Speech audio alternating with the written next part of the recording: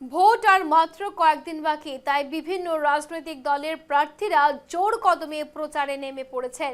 এই পরিস্থিতিতে দক্ষিণ চব্বিশ পরগনার ভাঙ্গড় এবং ক্যানিং পর্ব দুই এলাকাতে প্রচারে তীব্রতা চোখে পড়ার মতো। ক্যানিং পূর্বের তারদা এলাকায় তৃণমূল কংগ্রেস প্রার্থী বাহারুল ইসলামের সমর্থনে একটি প্রচার অভিযান অনুষ্ঠিত হয় এবং সেই মিছিলে অংশ নেন ভাঙ্গড়ের তৃণমূল প্রার্থী শওকত মোল্লা।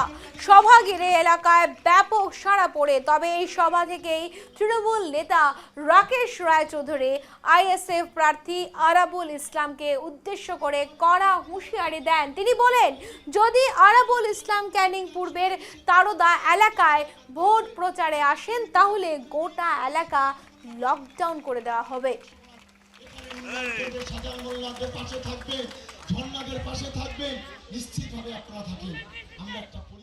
আমি 10 বছর বিধায়ক থেকে আমি কিন্তু চলে যাইনি। তারদা ঢুকলেই লকডাউন হয়ে যাবে, এটাই প্রায় পুরো লকডাউন হবে। ও যখনই ঢুকবে তারদার মানুষ সব লকডাউন করবে একদম। মানে ওই যে মানুষ মরে গেলে যেরকম সব দোকানপাট বন্ধ থাকে না, বা লকডাউন হলে কিরকম হয়েছিল, লকডাউন সময় দোকানপাট বন্ধ। ভয়ে নাকি ভালোবাসায় বন্ধ করছে? এটা হচ্ছে শওকত মোল্লার প্রতি আবেগ। এখানে শওকত মোল্লা ছাড়া দ্বিতীয় কোনো কথা চলে না। তারদা শওকত মোল্লা এমনভাবে সংগঠন তৈরি করেছে, উন্নয়ন করেছে। শওকত মোল্লার উন্নয়ন মানে এখানে শওকত মোল্লার শেষ কথা। আরাবুল ইসলাম তো অভিযোগ করছে মাইকিং করে দোকানগুলো বন্ধ রাখার কথা বলা হচ্ছে, পারিবারিক হুমকি দেওয়া হচ্ছে। কে বলছে? আরাবুল ইসলাম অভিযোগ করছে। চোরাবুল না আরাবুল, কোনটা ভুল? ও তো ওর মুখ চোখ দেখেছেন? চোরের তো একটা কোয়ালিটি থাকে, ও একটা চোরের 3 নম্বর কোয়ালিটি। 1 নম্বর থেকে 3 নম্বরে নেমে গেছে চুরি করতে করতে।